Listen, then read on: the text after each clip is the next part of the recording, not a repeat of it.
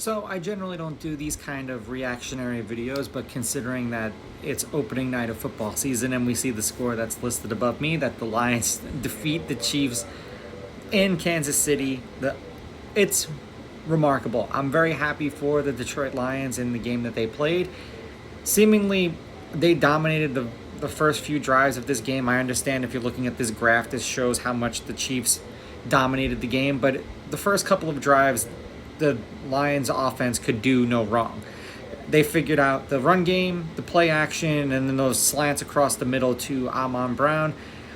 It just seemed like the Chiefs didn't really have an answer, and then the Lions go into Chiefs territory, and then they fumble, and then that seemed like when the momentum shifted to the Chiefs. Then we get the Chiefs and Patrick Mahomes looking like they could do no wrong, and then Mahomes throws a pick six. And after he threw that pick six, it was all Lions. Aside from the fact that I don't know what in the world was going on with the Kansas City Chiefs receivers, but this is why, and I'm going to sound like an old person now, that people getting live reps and meaningful games actually means something, because the amount of dropped passes that I saw on the last 2 or 3 drives by the Kansas City Chiefs receivers, running backs, and tight ends was absolutely absurd and ridiculous. Now, this is not to take away from what the Lions did, because the Lions played an incredible game. They ended up with the win, and it's a 4-quarter game for a reason.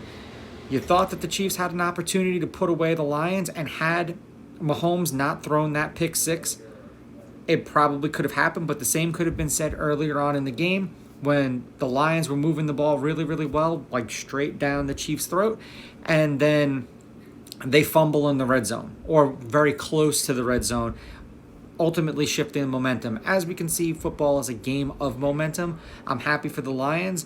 And if those Chiefs wide receivers are not doing hands drills for the next week to make sure that they hold on to the ball for the next game, I would truly be surprised. I understand it's one game and we're not trying to overreact to this, but we could see what not having Travis Kelce in this offense and seeing what the Chiefs' first crew looks like when they don't have any reps is detrimental. And this is why these teams actually need to play some of their starters a little bit more in the preseason. I understand there's a fear that they're going to get hurt, but this is the end result. You end up getting embarrassed.